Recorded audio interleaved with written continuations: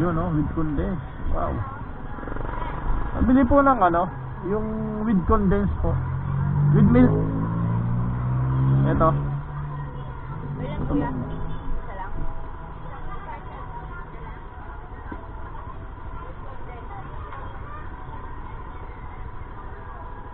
Special photo mo.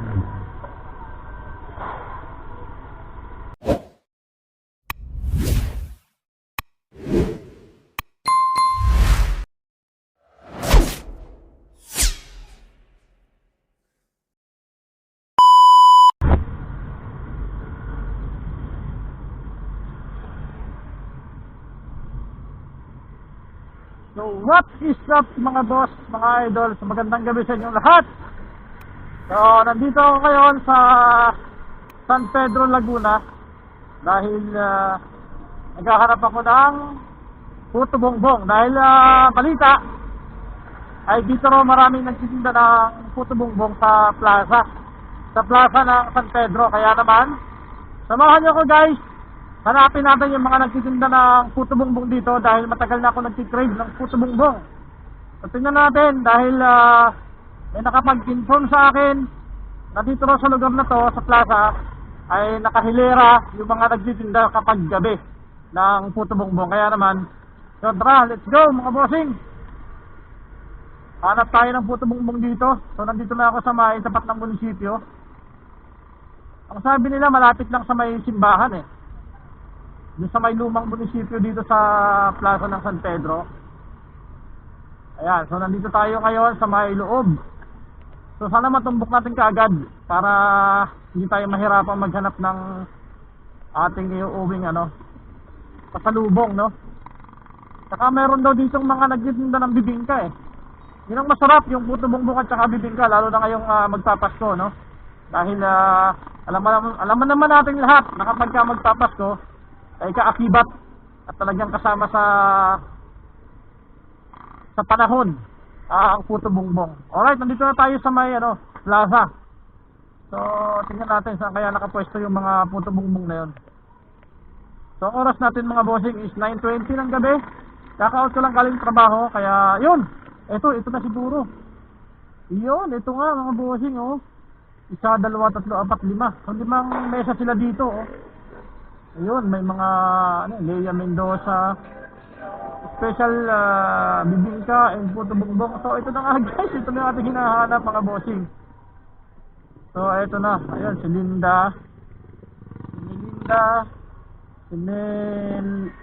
Nilo Velia. So ayan, may nagtitinda rin dito ng pares at saka ng mami. So dito mga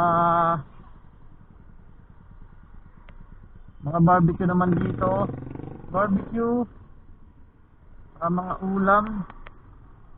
So yun lang yung nagtitinda ng puto bongbong dito, 5 mesa.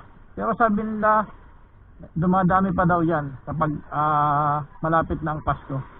So yun, salamat, nakita tayo dito. Bili tayo ng dito na lang sa unahan. Yun with condense. Wow.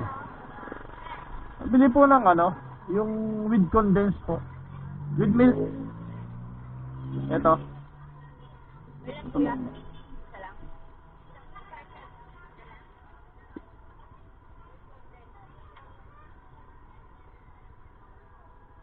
Special photo mo. Meron din silang bibingka. Magkano dito sa bibingka?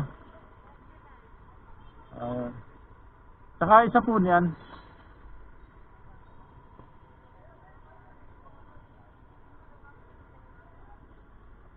So, yan.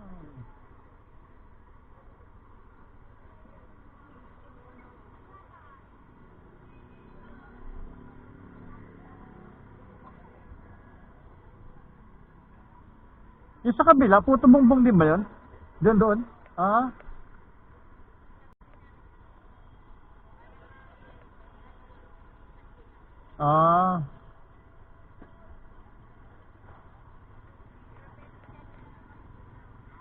Hanggang 27? Okay.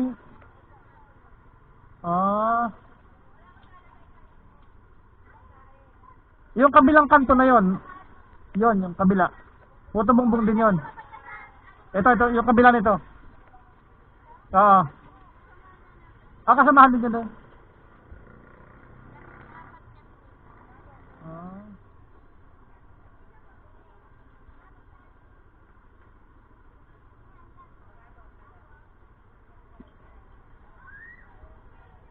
So, ito yung simbahan ng San Pedro. Tapat siya ng LDB. Lapit sa Jollibee.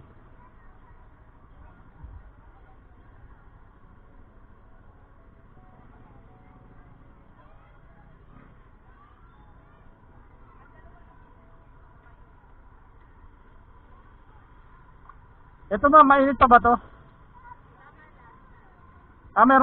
Meron dito.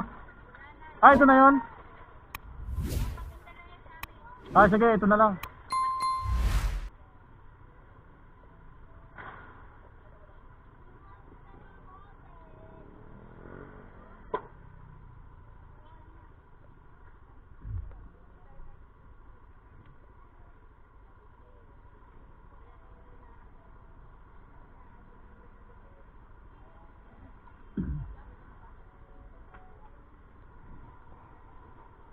Special Puto Bongbong 25, Special Puto Bongbong with cheese 35, Special Puto Bongbong with cheese and condensed milk 45 pesos. Alright.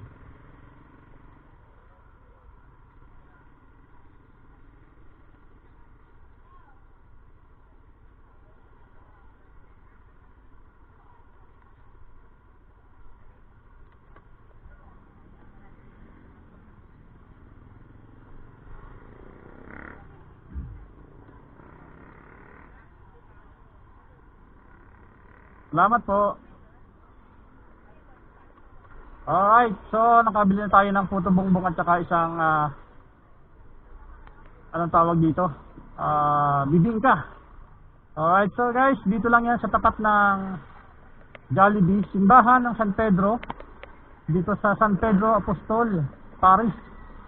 Malapit sa Chowking. Alright, ito yung dating munisipyo, ngayon plaza na siya. Tingnan lang natin dito sa kabilang gilid kung ano naman yung mga tinitinda dito. Tapat ng McDonald's. So yan, mga ihaw-ihaw, may takoyaki, may siomay. Ayan, puro siomay dito. Siomay, ihaw-ihaw. Ayun, meron din pala dito, Puto Bongbong. Okay, so hati nga sila. So napakarami ng mga kainan dito guys. Napakaganda ng pwesto dito dahil napakarami ng pila ng tricycle terminal. So talagang hindi ka mauubusan ng pagkain pala dito guys. So ayan, meron din dito mga lomi, paris, lugaw. Ayan, mga street foods, napakarami. Ayan, bonnet lugaw. Ayan, dito siomai, chowpan. So, napakarami, meron din dito karinderya, mga tindahan ng mga ulam. So yan guys, napakarami ng kainan dito sa plaza ng San Pedro. Talaga naman, hindi ka mauubusan. Siguro doon pa banda sa may papuntang San Vicente, siguro marami pa rin doon mga kainan, ano. So yun nga lang, ang sabi ni ate na nagtitinda, hanggang December 27 lang sila dito sa pwesto na to. Dahil pagdating ng 28 ng gabi o ng umaga, maglalatag na dito ng mga paputok para sa sasalubong sa bagong taon. Kaya hanggang 27 sa mga naghahanap ng Puto Bongbong, malapit dito sa area, dito sa San Pedro. So dito lang po yan sa barangay, hindi ko alam kung San Vicente pa to or papuntang Cuyab na lang yan, papuntang Cuyab. Dito sa plaza, pinakamalapit para madaling matagpuan. Hanapin nyo lang yung plaza ng San Pedro. Sa gabi po, napakarami. Ang oras natin ngayon, 9:27 na ng gabi. Talagang buhay na buhay yung kanilang mga kainan dito. Kung gusto nyo ng ihaw-ihaw, meron. Lugaw, mami, pares, meron din. Ayun, Puto Bongbong, bibingka. So, napakarami. Sa mga mahihilig kumain sa mga streets, Ayan, napakarami ng mga street foods doon sa plaza ng San Pedro. So ngayon, pauwi na ako ng bahay dahil nakuha ko na yung aking pakay. So medyo matagal-tagal tayo nag-drive sa Puto Bongbong. Kaya naman feeling ko napakasarap nito. Ito yung may condense. Alright, at saka napakamura guys ng Puto Bongbong nila. Yung regular, 25 pesos. And then yung with cheese is 35 pesos. Then yung with cheese with and condensed milk is 45 pesos lang ang isa mga boss. Kaya talagang sulit na sulit to. Malalaki pa yung kanilang serve. And then meron ding bibingka, 35 pesos. So pang-almusal to bibingka, pero kakainin ko na to ngayong gabi. So nandito na tayo sa San Antonio. Alright, so advance Merry Christmas nga pala sa inyong lahat mga bossing, mga idol. And siyempre, maraming salamat muli sa ating mga subscribers. At kung bago ka lang dito sa aking channel, please don't forget to subscribe, like and share, and hit na rin po yung ating notification bell para maging updated kayo sa ating mga videos na i-upload. Alright, so medyo matagal-tagal tayong hindi nag-upload ng video dahil medyo naging busy tayo sa trabaho, lalo na ngayong December mga bossing, dahil peak season na. Alam niyo naman, kapag nasa sales tayo, kapag trabaho natin ay sa pagdating sa mga sales, ay talagang busy tayo. Talagang wala na tayong halos day off. Wala na tayong halos oras sa ating sarili dahil nakapokus tayo sa trabaho. Alright? So kaya medyo bihira tayo mag-upload, mga bossing. Nagkataon lang talaga na gusto kong i-share sa inyo kung saan mayroong bilihan itong Puto Bongbong dahil nitong mga nakaraang gabi pa, nakaraang araw pa, nakaraang linggo, ay gusto ko na kumain ng Puto Bongbong. Kaya naman pinilit ko talagang maghanap dito sa San Pedro. At yun naman, tama-tama, may nakapag-tip sa atin na sa gabi raw talaga naglalatag dito ng mga Puto Bongbong sa plaza ng San Pedro. Kaya yun, nakabili tayo ngayon. Maraming salamat sa ating tipster. Alright, so shoutout sa iyo. Advance Merry Christmas to all.